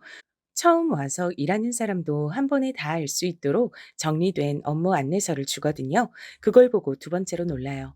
이거 정리하신 분 누구냐고요. 그럴 때마다 정말 보람 있더라고요. 어떤 직원은 여기는 자동으로 모든 게 다 업데이트되는 프로그램을 쓰는 줄 알았대요. 저는 그냥 조용히 웃었는데 교수님이 얘기하시더라고요. 그거 미나 씨가 다 한 거예요. 여러분들은 잘 몰랐겠지만. 다들 네? 에이 설마 이런 반응이면 한 말씀 더 하셨어요. 여러분들이 다 미나 씨처럼 일하면 우린 세계 1등 교수진이 될 수 있을 거예요. 무적이죠, 무적. 여기 먼지 하나 안 앉은 거 알아요? 미나 씨가 늘 청소해서 그래요. 업무 안내서 시킨 적 없는데 미나 씨가 만들었어요. 우리 쓰고 있는 문서 서식들도 다 미나 씨가 만들었고요. 내 사무실의 책장 가나다 순으로 정리해놓고 서류도 정리해놓고 비품실도 찾기 쉽게 다 분류하고 번호 붙여놓은 거 알죠? 그것도 혼자 다 했어요. 회계 업무 말하면 뭐해요. 입 아파요. 내 회계사 친구가 회계 프로그램 뭐 쓰는 거냐고 물어보더라고요. 어떻게 매번 이렇게 정리해서 주냐고 하더라고요. 이런 직원이 있다니까 자기 사무실로 스카우트하고 싶다고 하더라고요. 여러분은 아무도 몰랐죠. 여기 미나 씨가 다 돌리고 있어요. 내가 아니라. 사람들이 그래요. 교수님이 저렇게 말 많이 하는 거 처음 봤다고요. 저도 처음이라서 한창 눈 동그랗게 뜨고 쳐다봤어요. 그래서일까요? 언제부턴가 저만 개인적으로 보너스를 보내주셨어요. 너무 고마워서 넣었다고요. 알고 보니 보너스만 200만 원이나 더 넣으셨더라고요. 처음으로 따로 연락을 드렸어요. 돈이 잘못 들어온 줄 알았거든요. 근데 정말 다정한 목소리로 받아주셨어요. 일한 만큼 보너스 넣었다고요. 다른 사람들은 보너스 20만 원 받았다고 하는데 저는 입 다물고 가만히 있었어요. 제가 일을 10배나 더 했다고 생각하시는 것 같더라고요. 누군가가 나에 대해서 알아주는 게 이렇게 행복한 일인지 처음 알았어요. 사실 부모님은 저에게 항상 실망스럽다느니 왜 이렇게밖에 못했니? 왜 1등이 아니니? 이런 말들만 하셨거든요. 그래서 너무 힘들어서 인연 끊고 산지 오래됐어요. 절 깎아먹으면서까지 부모님들과 참고 살긴 싫더라고요. 그래서 일찍 취업하고 돈 벌었어요. 제 힘으로 벌어서 방통대도 나왔어요. 하지만 여기선 그냥 고졸이라고 알고 있고 저도 더 얘기하지 않았어요. 여기서 일하다 보니까 공부하는데 대학교에선 어떤 걸 공부하는지 궁금해서 다니기 시작했어요. 학교 다닐 때만 해도 공부도 잘해서 좋은 대학 갈 거라고 생각했어요. 저도 그렇고 주변 사람들도 다 그렇게 생각했죠. 그런데 고3 때 제 인생에 너무 큰 사건이 있었어요. 아직도 그때를 생각하면 후회밖에 되질 않아요. 그래서 그 이후로 여러 강박들이 생긴 것 같아요. 항상 주변을 살피고 다니는 게 습관이 돼버렸어요. 수민이라는 제 친구. 아직도 보고 싶어요. 수민이랑 저는 같은 유치원, 같은 초등학교, 같은 중고등학교까지 껌딱지처럼 붙어 다닌 소꿉 친구였어요. 수민이는 늘 성격도 다정하고 얼굴도 이뻐서 인기도 많았죠. 고3 때 다른 반이었던 게 너무 아쉬울 정도였습니다. 저희 집에선 제가 의대에 가길 바랬기 때문에 절 항상 쪼아댔어요. 항상 부정적인 말들만 하셨어요. 전 학원이랑 과외에 시간을 뺏겨서 수민이랑 자주 볼 순 없었지만 카톡도 자주 하고 웃긴 게 있으면 같이 공유도 하고 그랬어요. 근데 언제부턴가 수민이가 연락도 뜸하고 바쁜지 전화도 잘 안 받더라고요. 조금 섭섭했지만 고3이라 그런가 보다 하고 저도 공부에 더 매진해야지 했어요. 하루는 수민이가 미나야 나 힘들어 하고 카톡이 왔더라고요. 다시 전화를 하니까 받진 않았어요. 그 다음날 학교에서 만나면 얼굴 보고 얘기나 좀 해야겠다 싶었어요.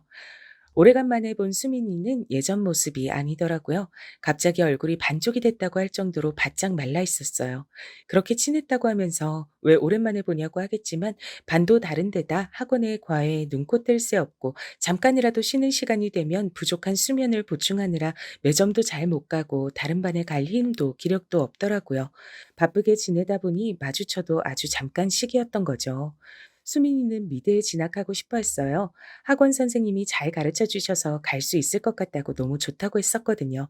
장학금 받을 수 있도록 최선을 다해서 가르쳐 주시는데 실력이 많이 늘었다고 칭찬받았다고 웃던 얼굴이 지금도 기억나요. 집안이 그렇게 넉넉하진 않아서 항상 미대 진학을 걱정했었는데 학원의 선생님이 적극 추천해 주시면서 따로 과외도 해 주시겠다고 그렇게 웃으면서 말했었는데 그런데 너무 충격적이게도 그 학원 선생님이 따로 집에서 과외를 해 주시겠다고 하고 수민이한테 약을 먹이고 몹쓸 짓을 했더라고요. 어떻게 선생이란 사람이 그것도 자기 지위를 이용해서 절박한 사람을 저렇게까지 짓밟을 수 있을까요? 그것도 어른도 아니고 아직 학생인 수민이한테 다른 사람들한테 말도 못하게 영상까지 찍어서 협박까지 했다는 사실에 전 정말 오열했어요. 오로지 좋아하는 그림을 그리고 싶어 했던 아이였는데 저한테 너무 힘들다고 카톡을 보냈던 날이 아마 그 선생님한테 당한 날이었던 것 같아요. 제가 어떻게 그 일을 알게 됐냐면 너무 힘들었던 수민이가 저한테 마지막으로 카톡을 보내고 아파트 옥상에서 뛰어내렸기 때문이에요. 자기한테 이런저런 일이 있었다. 너무 무섭고 겁이 났다. 넌 살면서 이런 일 당하지 않고 아름답고 예쁘게 잘 지냈으면 좋겠다. 너랑 놀면서 같이 그림 그리고 수다 떨던 때로 돌아갈 수만 있으면 정말 좋겠다. 너무 보고 싶다, 미나야. 이런 내용이었어요. 저한테도 말도 못하고 괴로워했을 수민이가 너무 보고 싶고 안타까웠어요. 제가 수민이 장례식장에 간다고 하니까 못 가게 말리시는 부모님 앞에서 전 살면서 처음으로 반항이란 걸 하게 됐어요. 거의 눈이 뒤집어졌죠. 가겠다, 가지 마라. 몇 시간을 싸워서 다른 집에서 항의도 들어왔었어요. 결국은 저를 가게 해주셨는데 장례식장에서 몇 시간 동안 빈소에서 울기만 했어요. 수민이 부모님한테 카톡도 보여드렸고요. 두 분이랑 한참을 같이 울었어요. 두 분은 저라도 힘내서 살라고 좋은 대학도 가라고 하셨지만 저는 모든 일이 다 저 때문인 것 같았어요. 그렇게 같이 지내고 온갖 얘기도 하면서 지냈다가 수민이를 혼자 둬서 그런 일이 생긴 것 같은 거예요. 지금은 그 죄책감에서 벗어났지만 고3 때 그 사건은 제 인생을 송두리째 바꿔버렸어요. 방에 틀어박혀서 울기만 하고 수민이랑 카톡 주고받았던 거, 편지 썼던 거 보면서 웃다가 울다가 난리가 났죠. 부모님이 다 갖다 버리려고 하니까 눈이 뒤집어져서 발작까지 하는 바람에 정신병원도 갔었어요. 친구의 갑작스런 죽음으로 너무 스트레스를 받은 것 같다고요. 시간이 필요하다고 하시더군요. 이미 제 인생에서 대학은 별 의미가 없었어요. 고등학교 졸업장만 받고 대학 진학을 하지 않았죠. 그때 정말 제 인생에서 가장 많이 싸운 날이었을 거예요. 과거와 미래까지 다 통틀어서요. 살면서 그때만큼 치열하게 싸운 적이 있나 싶었어요. 부모님도 자기 인생 망치려고 하는 제가 참 답답하셨겠죠. 하지만 저를 조금만 이해해 주셨으면 아마 지금의 제 모습은 달라져 있었을 건데 늘 아쉬워요. 그 나쁜 놈의 미술 선생은 알고 보니까 학력도 위조, 나이도 위조, 모든 게 거짓인 사람이었어요. 결국 모든 게 뽀록나서 가중 처벌받았지만 10년형밖에 받질 않았어요. 미성년자를 성폭행하고 협박까지 해서 사람을 죽게 만들었는데 형량이 그렇단 사실에 전 더욱 분노했죠. 시간이 지나면 지날수록 수민이가 없는 내 삶이 그대로 또 아무렇지 않게 흘러간다는 게 더 슬펐던 것 같아요. 그러다가 정말 아무것도 못하고 죽겠더라고요. 수능은 치질 않았지만 그 이후부터 전 각종 아르바이트를 시작했어요. 학생 때부터 돈 모았던 거랑 알바해서 돈 번 거랑 합쳐서 독립을 했어요.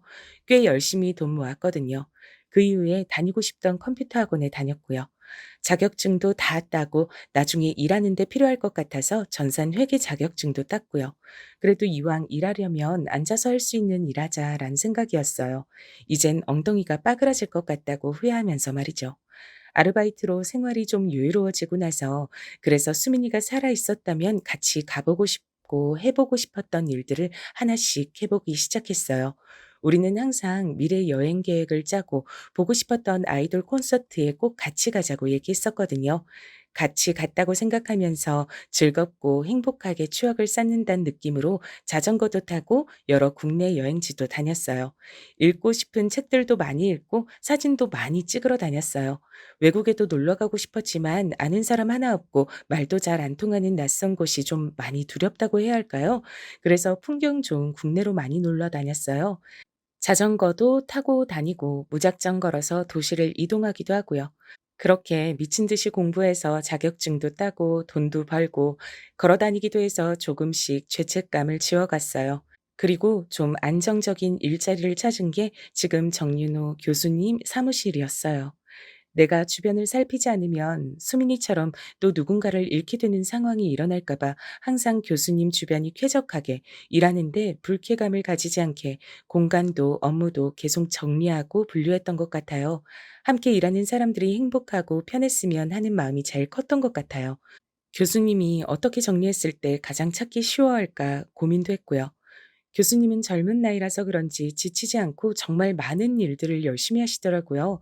그런데 한 번씩 밑에서 일하는 사람들이 서로 다른 일에 서류를 섞어버리거나 보내야 하는 서류를 B 회사나 아예 다른 데 보내버리거나 해서 일하시다가 흐름이 끊기는 경우가 많았어요. 일 분배 자체가 잘못된 것 같더라고요. 맡은 일과 잘하는 일이 달라서 일어나는 문제들이 많아서 조용히 보고서 하나를 작성해서 교수님 메일로 보냈어요. 어떻게 보면 정말 조심스러운 일이었지만 제가 느끼고 지켜본 바를 솔직하게 적었어요. 사실 잘릴 수도 있다고 생각하고 제가 경거망동하는 것처럼 느끼실 거라고 생각하기도 했어요. 근데 이 엄청난 오지랖이 가만히 있질 않더라고요.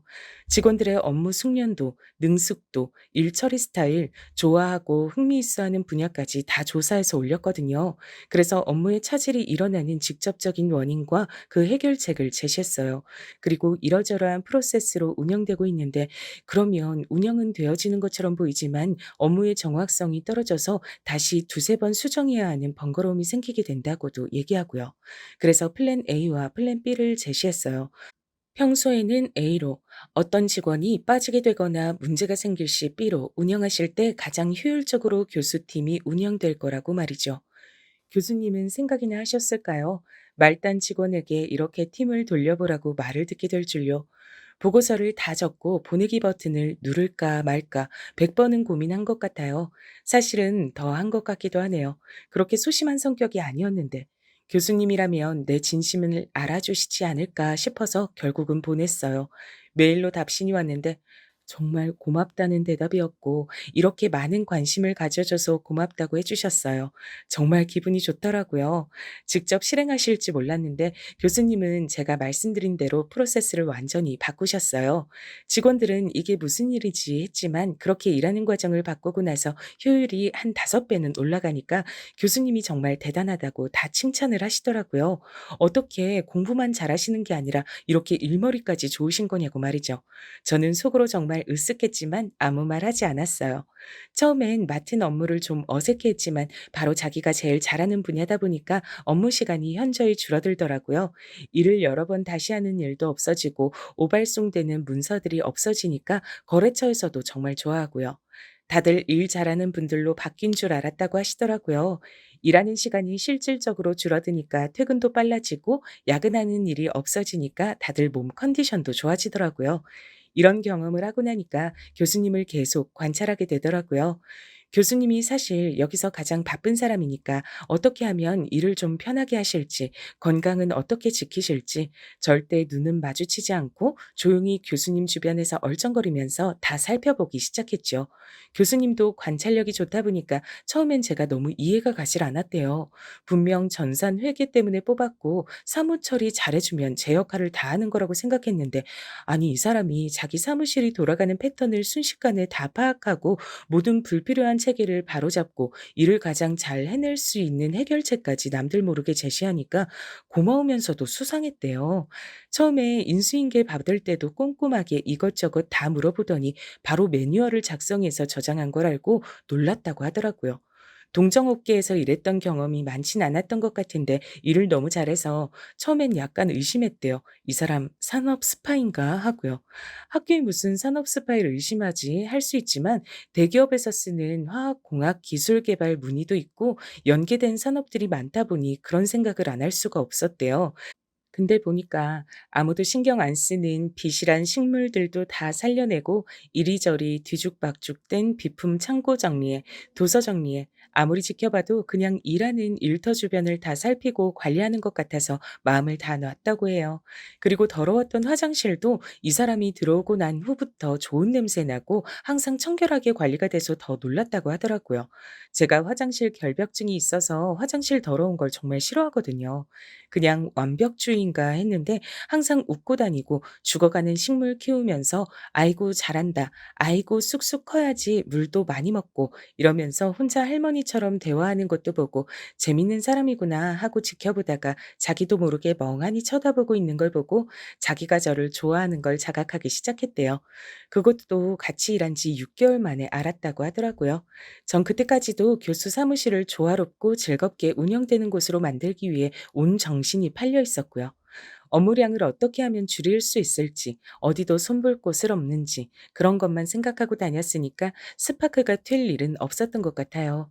근데 일하다 보니까 서로 둘이 같이 있는 시간에 계속 눈이 마주치는 거예요. 서로 관찰하고 있었다 보니까 눈이 결국 마주치게 된 거죠. 처음엔 서로 어색해하면서 돌리다가 나중엔 서로 그냥 보면서 웃게 됐어요. 그렇게 웃는 얼굴을 계속 보니까 정도 들고 조금이라도 안 웃으시면 기분이 안 좋으신가 생각하게 되더라고요. 교수님 생활 패턴, 입맛, 커피 취향, 샐러드 소스 취향, 좋아하는 축구팀, 거의 모르는 취향이 없을 지경이었어요. 누가 오늘 공돈이 생겨서 초밥을 쏘겠다고 하길래 다들 "와, 와." 이러고 있었어요. 전화 주문하려고 하기 전에 제가 "교수님 와사비 잘 못 드시니까 초밥 도시락 하나는 와사비 조금만 넣어서 표시해서 보내달라고 얘기해야 한다." 했거든요. 처음엔 안 믿더라고요. "저번에 드시는 거 봤었는데." 하길래 드실 때 표정이 미묘하게 찡그리시고 배고프신데도 몇 개 안 드시더라고 얘기하니까 알겠다고 해서 그렇게 주문했었거든요. 이번에 드시더니 저번이랑 다른 집에서 시켰나고 하시면서 와사비도 살짝 들어가고 완전 맛있다고 도시락 하나를 다 드셔서 다들 놀라서 절 보더라고요. 저한테 사실 저 정도는 기본이었거든요. 기분이 안 좋으시면 아이스 바닐라 라떼 사다 드시고 일이 잘 안 풀려서 생각이 많을 때에는 예가체프 아메리카노, 당이 딸려 보이실 땐 망고 요거트 스무디 그렇게 챙겨 드렸어요.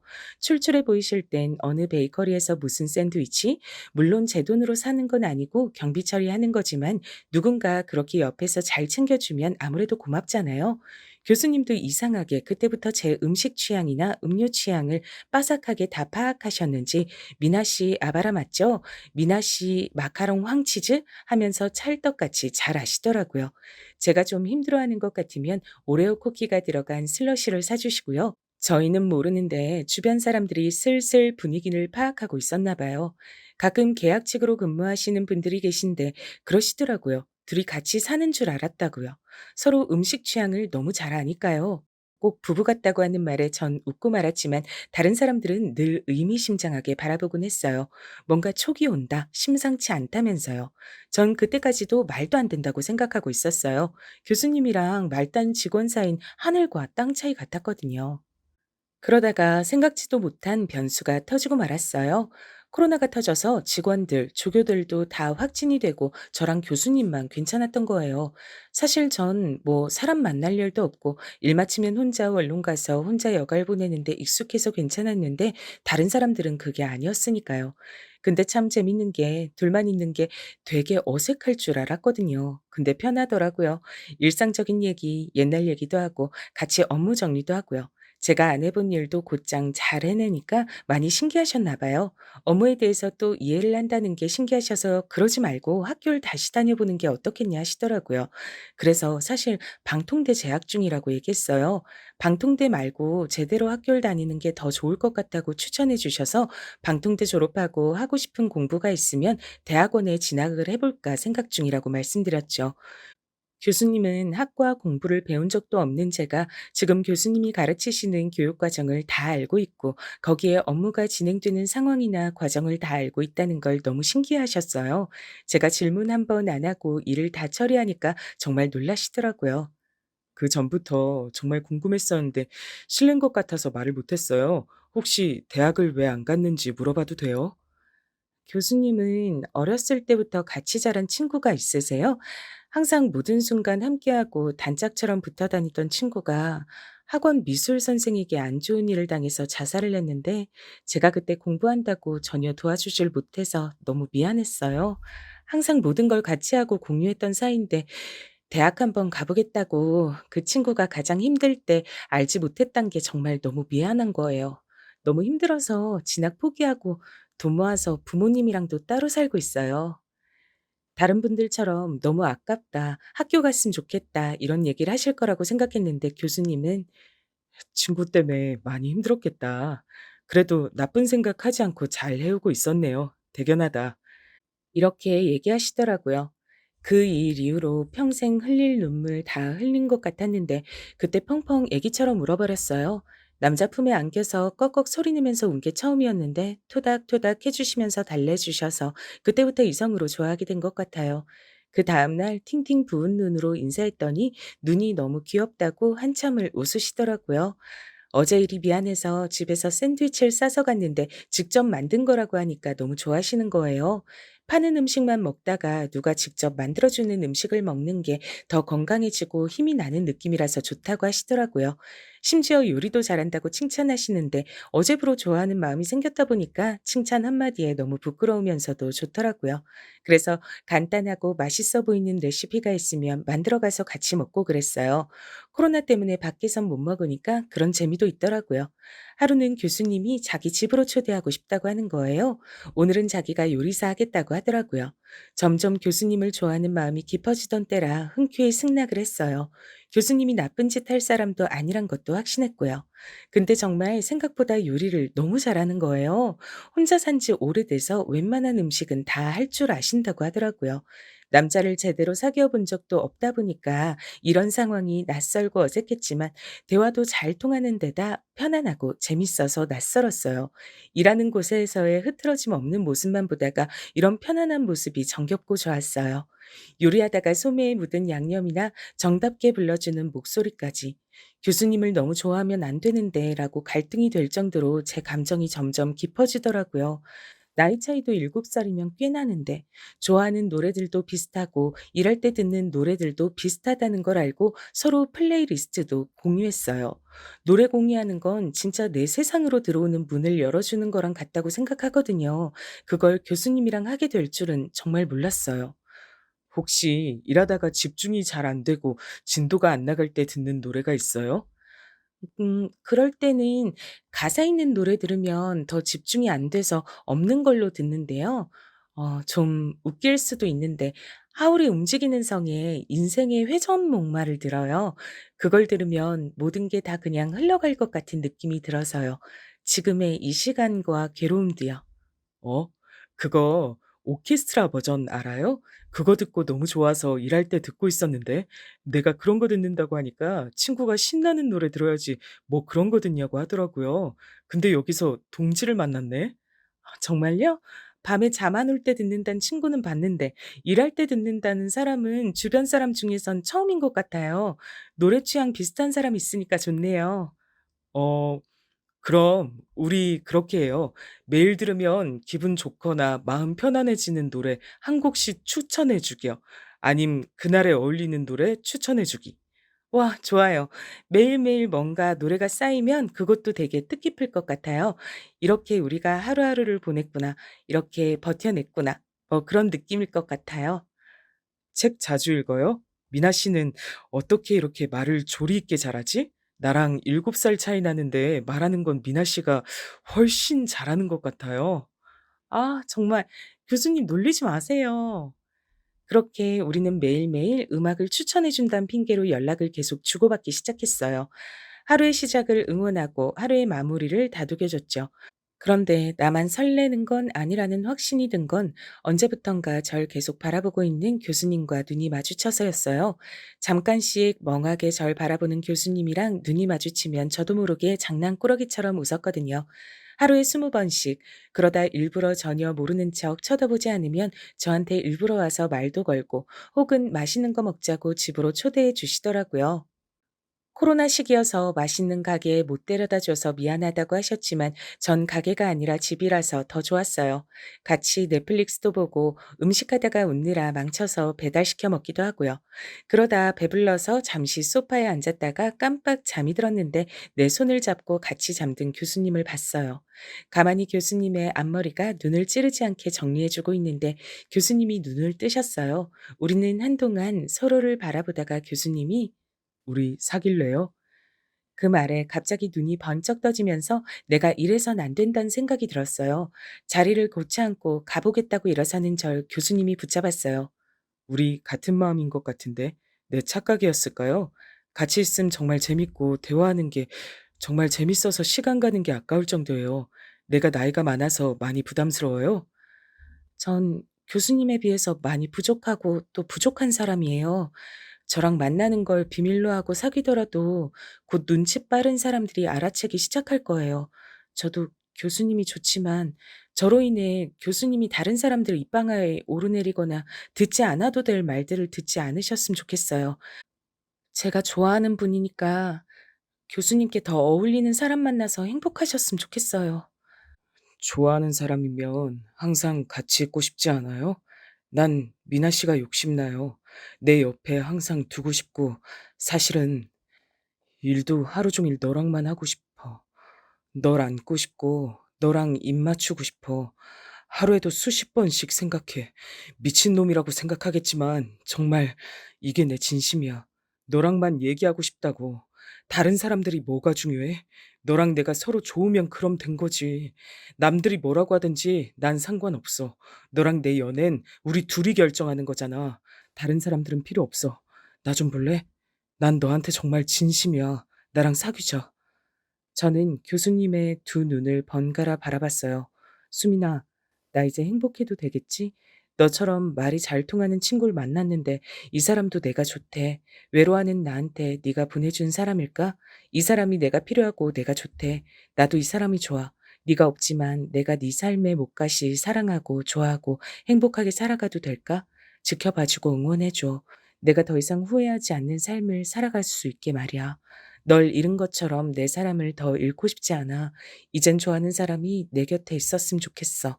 지금 이 사람을 놓치면 정말 영영 후회할 것 같아. 도와줘, 수민아. 절 잡은 교수님의 손을 떨쳐냈어요. 실망해서 고개를 숙이는 교수님을 꼭 안아줬어요. 제가 이것저것 잔소리도 많이 하고 맨날 안아달라, 이뻐해달라, 관심 가져달라 칭얼거릴 수도 있어요. 몇 시간 동안 혼자 처박혀서 방에서 안 나올 수도 있고요. 먹고 싶은 음식 대신 이게 몸에 좋다고 이걸 먹어야 한다고 막 우길 수도 있어요. 그래도 계속 나 이뻐해주고 사랑해줄 거예요? 넌 항상 빛나고 이뻤어. 넌 몰라. 내가 널 얼마나 오래 지켜보고 관심 가져왔는지, 얼마나 이뻐하고 좋아하는지. 좋아해. 오늘 나랑 같이 있자. 손만 잡고 잘게. 왜 손만 잡고 자요? 아, 촌스러워. 괜찮아? 어, 그러니까. 왜 자기만 오래 좋아했다고 생각할까? 왜 자기만 키스하고 싶었다고 우린 그날부터 애정 표현을 숨기지 않는 사이가 됐어요. 물론 둘만 있을 때였지만요. 확진자들의 코로나는 끝났고 직원들과 조교들의 복귀를 했어요. 저희는 조용히 일만 하고 있었지만 우리가 일하는 모습만 봐도 직원들이 뭔가 달라졌단 걸 직감하더라고요. 아니, 언니, 요즘 연애하지? 어디서 이렇게 좋은 향수 냄새가 나지? 했더니 언니더라고. 웬일이야? 이 목석 같은 언니가 향수를 다 뿌리고. 아, 원래 안 뿌리는데 누가 선물해줘서 말이야. 향수 뿌린다고 뭐 다 연애하냐? 내가 다른 사람이면 그냥 향수 뿌렸거니 하는데 언니는 아니야. 언닌 분명 요즘 뭐 좋은 일이 있는 것 같은데 사람이 얼굴이 활짝 폈어 지금. 저 봐 지금 전엔 없던 화색이 돌잖아 저거. 말해봐. 뭔 일이야? 누군데? 아니라니까. 그러네. 요즘 미나 씨가 더 이뻐진 것 같네. 와, 만나는 남자가 누군진 몰라도 엄청 좋아하나 보다. 부럽다, 부러워. 아, 교수님까지. 아, 정말 왜 그러세요? 왜 그러세요? 왜 그러세요? 아니, 말투까지 다 저렇게 바뀐 거야? 참, 사랑의 힘이 무섭다, 무서워. 사람들이 대놓고 놀려댔지만 그만큼 제가 많이 변화했단 얘기겠죠. 전에 일하던 행정 직원 대신 다른 여직원이 들어왔어요. 학력도 좋았고 경력도 꽤 있었는데 우리 연구실에 들어온 이유는 우리 교수님을 존경해서라고 하더라고요. 근데 그 좋아하는 정도의 감정을 넘어서 교수님과 아예 사귀고 싶어 하는 눈치였어요. 모든 음식 심부름도 자기가 갔다 오겠다고 해서 직접 교수님께 갖다 드리고 말이라도 한 번 더 해보려고 난리였죠. 얼굴도 이쁘장하고 애교가 넘치는 스타일이라서 보통의 남자라면 좋아하고도 남을 사람이었어요. 스스로 자기가 예쁜 거라는 사람이었죠. 그걸 무기처럼 사용하기도 하는 사람이었지만 여긴 여초 직장이라 그게 통하지 않는다는 걸 아직 잘 모르는 것 같았어요. 그 여직원은 자기가 교수님을 정말 좋아해서 그러니 자기 좀 도와달라고 티를 많이 냈는데 또 우리 직원들이랑 조교들은 불쌍한 건 도와줘도 불려시는 절대 도와주는 일이 없는 사람들이었어요. 차라리 다행이었지만 그런 모습들을 보는 제가 마음이 영 편치가 않더라고요. 하루는 일부러 교수님 주겠다고 제가 싸온 김밥을 어떻게 냄새로 알아채고 먹고 싶다고 난리를 부려 자기가 거의 다 먹어버리고 자기가 사온 샌드위치를 교수님께 드리더라고요. 얼마나 얄밉던지. 그날은 하루 종일 저기압이었어요. 교수님이 제 기분을 눈치채시고 오전 11시쯤 현장 가는데 다들 바쁜 것 같으니 미나 씨랑 같이 다녀오겠다고 하시는 거였어요. 나머지 분들 업무 잘 해주시고 오늘은 6시에 바로 퇴근하세요. 저희는 현장 견학하고 따로 상의하고 다음 주에 프로젝트 들어갈 거 계획 짜고 의논하고 하다 보면 좀 길어질 것 같아요. 오늘 점심은 제가 쏠 테니 이 카드로 결제하시고요. 맛있는 거 다들 드세요. 교수님, 현장 견학 저도 가고 싶었는데 오늘은 제가 가면 안 될까요? 행정 직원이 굳이 현장 견학 갈 이유가 없을 것 같은데요. 그 말에 그 여직원인 잠시 얼굴이 울그락불그락 하더니 절 깔아뭉개기 시작했어요. 미나 씨는 잡무 처리하시는 분 아니세요? 고절 직원이랑 굳이 업무 상의하시고 계획까지 짜실 필요 있나요? 다른 사람들이 알면 놀랄 텐데요. 뭘 잘 모르나 본데 미나 씨 최종 학력이 그럴 뿐이고 지금 대학교 재학 중이에요. 그리고 아마 능력치는 지금 얘기하는 그쪽보다 5배나 더 높을 겁니다. 여기 모든 체계를 잡은 게 미나 씨예요. 저도 잘 못하는 일을 다 알고 하고 있고 이곳을 다 살피는 사람이라 제가 믿고 쓰는 겁니다. 주영 씨라고 하셨죠? 저번에도 서류 업무 처리가 잘못돼서 본관 행정팀에서 문제 생겼던 것 같은데요. 입사하신 지 2주일 지났는데 업무 파악이 좀 느리신 것 같습니다. 업무 숙달에 전념하셨으면 좋겠네요. 그리고 전 인성 안 좋은 사람을 정말 싫어합니다. 업무 분위기 해치고 다른 직원들 불쾌하게 만드는 일이 더 없었으면 좋겠네요. 미나 씨, 가죠. 다른 사람들 말을 들어보니 그 행정 직원은 한참을 열받아 했다고 하더라고요. 아무래도 지금까지 애교 부리고 말을 잘해서 사람들한테 인정도 받고 실수를 해도 요리조리 잘 무마하면서 직장 생활했었던 것 같은데 교수님 같은 사람한텐 그게 전혀 안 통하리란 걸 몰랐나 봐요. 도리어 교수님한테 남들 다 보는 자리에서 콱 찍혀버렸으니 자존심에 확 금이 가버린 거죠. 성큼성큼 걸어가는 교수님의 등짝에 날 열받았음이라고 적혀 있는 것 같았어요. 현장 가서도 저 기분이면 어떡하나, 내가 같이 일을 하러 가는 게 도움이 될까? 별의별 생각이 다 들었어요. 근데 현장이 아니라 교수님 집으로 가시더라고요. 집에 갈 때까지 아무 말이 없어서 더 걱정이 됐어요. 집 앞엔 맛있는 음식이 배달돼 있었어요. 음식을 가지고 들어가는데 정말 맛있는 냄새가 나는데 음식이고 뭐고 입맛이 하나도 없더라고요. 집 안에 들어가서 갑자기 너무 서러운 기분이 들었어요. 아무 말 없는 교수님도 답답하고 그 여직원도 그렇고 뭐가 다 혼란한 느낌? 조용히 들어가서 뒤에서 교수님을 끌어안았어요. 앞으로도 이런 일이 많을 텐데 괜찮겠어요? 나는 늘 겪는 일이라 괜찮지만 내가 정말 화나는 게 뭔 줄 알아요? 내 김밥 그 여자가 다 먹은 거 그거 내 김밥인데. 응? 응? 나 진짜 김밥 좋아하는데 너무 화나서 미치는 줄 알았어요. 아 진짜. 바보같이 왜 눈물이 그렁그렁해선. 응? 울지 말고. 아 진짜 화나네. 이 김밥은 내 남자 김밥이다. 네가 먹을 김밥이 아니다. 왜 말을 못 해요. 그래도 이렇게 안아주니까 좋네. 지금 배 많이 고파? 아니요. 아직. 나도. 그럼 우리 잠깐만 저기로 가자. 응? 어디? 어? 지금? 빨리. 그거 아세요? 다른 사람들한테 보여준 적 없는 눈빛을 나한테만 보여주는 거요. 한 번도 지은 적 없는 그런 멍하게 다 풀린 눈으로 날 바라보는 그 사람. 그런 눈빛과 내 귓가에 속삭이는 간지러운 말들이 정말 절 미치게 해요. 한창 서로의 체온을 나누다가 드는 생각은 이 사람이랑 결혼하고 싶다였어요. 그런 행복한 삶이 나에게 허락이 될까 잠시 아련해졌어요. 내 눈빛을 읽은 건지. 무슨 생각해? 웃긴데 당신이랑 결혼하는 상상? 잠깐 아주. 왜 잠깐이야? 나 지금 데리고 노는 거야? 난 맨날 하는데 그런 생각. 왜 잠깐만 하는 건데? 나 책임져야지. 날 이렇게 바보 빙구로 만들어 놓고 지금 다른 남자랑 결혼하고 나랑 지금 놀겠다는 거야 뭐야? 이거 완전 다른 남자 생각도 못하게 더 혼쭐을 내줘야겠다. 두고 봐. 아, 내가 잘못했어. 그만, 그만. 이렇게 사랑하는 우리였지만 결혼 얘기가 나오니까 고민은 좀 되더라고요.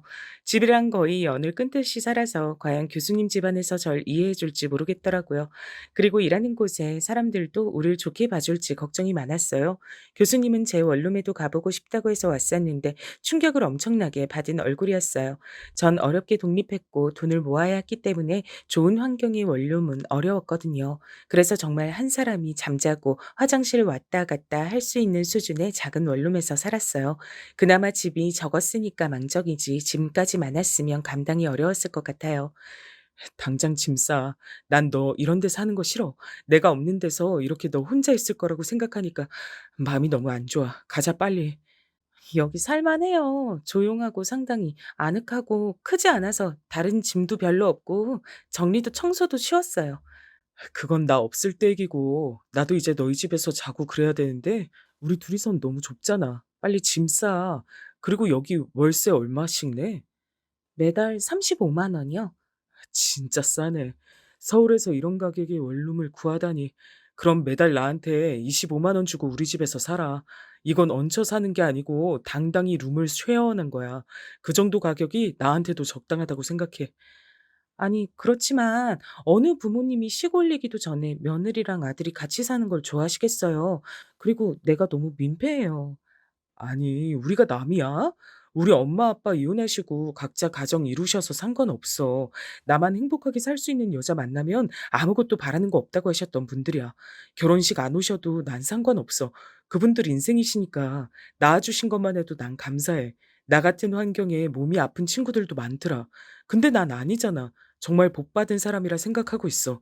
너랑 빨리 가정도 이루고 이쁜 애기들도 낳아서 북적북적 재밌게 지내고 싶어.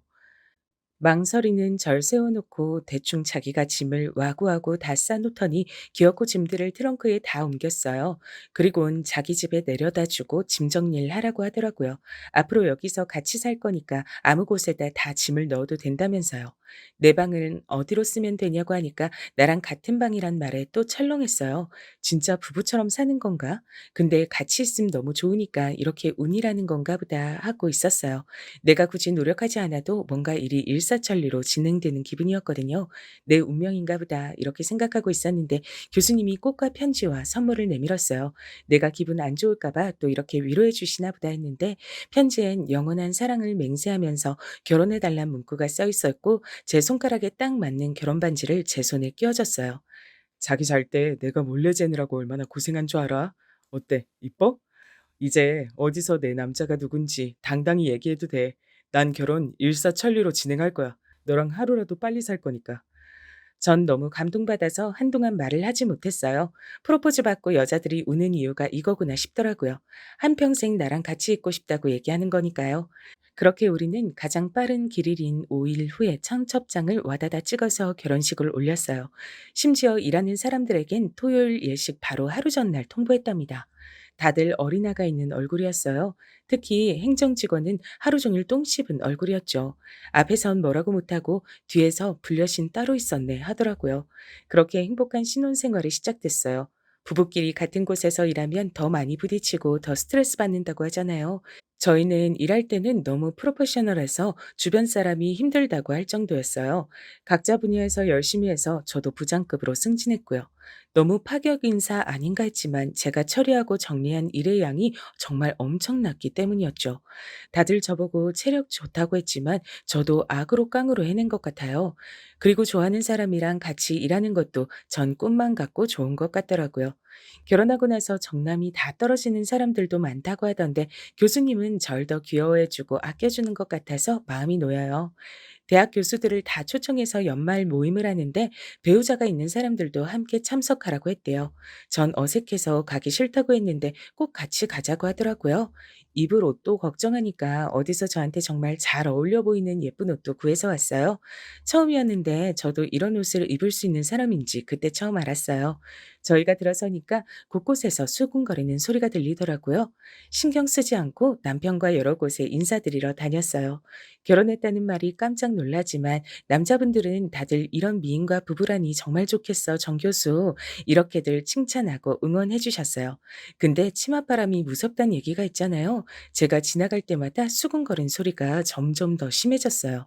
아니, 그래서 대학도 안 나오고 7살이나 차이 나는 애랑 결혼을 한 거야? 양가 부모도 없이 급하게 했다던데. 정 교수는 장래도 촉망받고 능력도 최상위인 남자인데 왜 저런 여자랑 결혼을 한 거야? 보나마나 배운 거 없는 저 여자가 몸으로 들이댔겠지. 혼전 임신 이런 걸로 억지로 결혼한 거 아닐까? 하긴 저런 부류 애들 몸뚱아리 말곤 재산도 없잖아. 아, 더러워. 예상은 했지만 얼핏 들어도 아무리 못 들은 척해도 저런 얘기들은 저한테 정말 상처가 되더라고요. 남편이 잠시 어디 갔다 오겠다고 갔는데 남편도 저랑 같이 다니는 게 부끄러워진 거 아닌가 걱정이 많이 됐어요.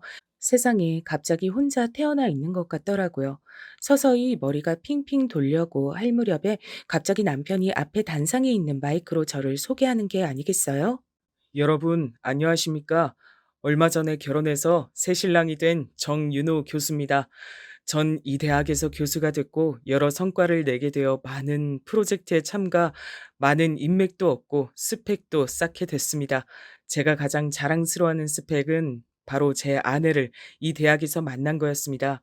잠시 저희 교수팀을 도와주러 들어온 알바생으로 만났었는데 일을 너무 잘해서 지금은 부장급 직함을 달고 있습니다. 제가 편애해서가 아니라 절 음으로, 양으로 가장 많이 도와준 직원이었기 때문입니다. 저희 사무실 식물, 화장실, 주변 청소, 정리는 기본이고 저희 사무실의 모든 업무 처리를 아주 체계적으로 바꿔줘서 일의 강도가 원래 10이었다면 3으로 바꿔준 은인과도 같은 사람입니다. 아마 이 사람이 없었으면 전 지금의 많은 업적들을 5년 후에나 이룰 수 있었을지도 모르겠습니다.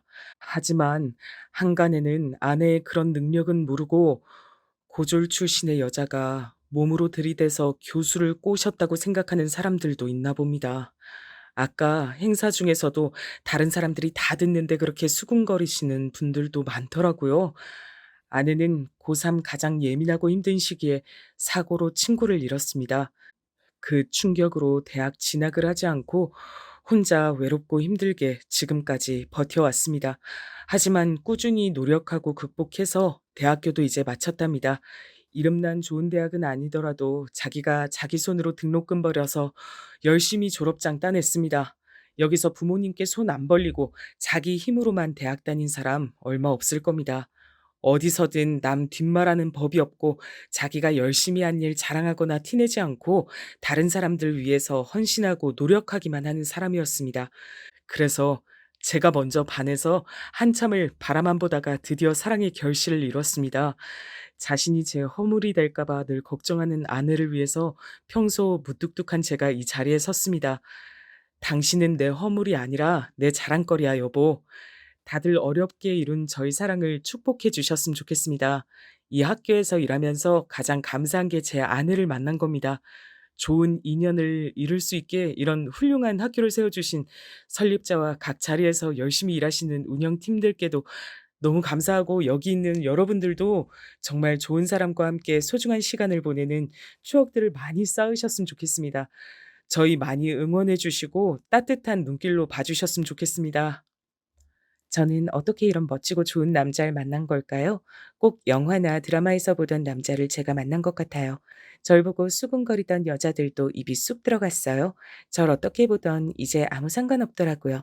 이렇게 절 아끼고 사랑해주는 사람이 있으니까요.